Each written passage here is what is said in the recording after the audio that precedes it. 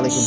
আপনি এই ভিডিওটা দেখেন, ভিডিওটা দেখার পরে রমজান শুরু হইতেছে না, সবাই বাজার করতেছে। এই যে বড় স্যার করে নিয়ে আসলো। রমজান মাস আসলেই মাসের বাজার গাড়ি ভর্তি করতে হবে, এটা কোথাও লেখা আছে না? যদি অতিরিক্ত বাজার করি তাহলে বাজারে চাহিদা বাড়ে। তাকে বলো এইখানে রমজান মাসের বাজার করা, বাড়তি কোনো বাজার নাই। আপনাকে বলে দিও দ্রব্যমূল্যের দাম বাড়িয়ে দিচ্ছে। আমি যদি বাজারটা না করি তাহলে কি দামটা কমে যাবে? তাকেও বলে দাও পুরো মাসের বাজার একবারে করি, তাহলে গরিবরা যখন বাজারে যাবে কিনতে যাবে তখন তাদের কাছ থেকে বেশি দাম আদায় করবে।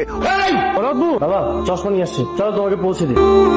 আসসালামু আলাইকুম বড়। ওয়ালাইকুম আসসালাম। এই নাও তোমাদের বাজার। তুই আনতে গেলি কেন? তো কি হয়েছে? ভিতরে পরে আসবো না। তুই আমাকে দেখে এরকম মুখ ডেকে কোথায় চলে যাচ্ছিস? কাল থেকে তো রমজান মাস, এই জন্য মেয়েদের থেকে একটু দূরে দূরে থাকার চেষ্টা করছি। শুধু রমজান মাস না, সব সময় অন্য মেয়ে দেখা তোর জন্য নিষেধ। শুধুমাত্র আমাকে দেখতে তোর কোনো নিষেধ নেই, বুঝলি? কেন রে, তুই কি আমার বউ? বই তো, না হলে কি এরকম অধিকার নেই কেউ বলতে পারে?